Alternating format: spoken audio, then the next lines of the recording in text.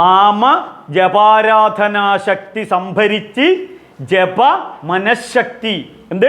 ജപ മനഃശക്തി, ജപ മനോബലം. അതെങ്ങനെയാണ്? ജപ ഊർജമായി. ശ്രദ്ധിക്കണം, ഈ കുട്ടികളോട് പറയുന്നത് എന്താണ്? Sound energy. നാമം ജപിക്കാനല്ലേ അമ്മ പറഞ്ഞത്.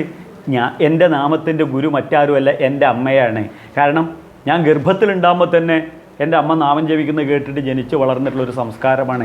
അതുകൊണ്ട് ഈ നാമജപം മാത്രം കൈമുതലാക്കിയാൽ മതി. അപ്പോൾ ഈ നാമം ഒന്ന് തന്നെ റിപ്പീറ്റ്. അത്യന്താധുനികമായിട്ടുള്ള മോഡേൺ എഡ്യൂക്കേഷൻ തിയറിയിൽ പറയുന്നു, കുട്ടികളെ പഠിക്കാനിരിക്കുമ്പോൾ അരമണിക്കൂർ കഴിഞ്ഞ് കഴിഞ്ഞാൽ അത് സേവ് ചെയ്യാൻ ഒരു 10 മിനിറ്റ് എന്തെങ്കിലും ഒരു തമാശ പറയുക, എന്തെങ്കിലും പറയുക. ഇതാണിവിടെ സുനീതി പറഞ്ഞതും. അപ്പോൾ ആ നാമം ജപിക്കുമ്പോൾ നാമം നാമിയായി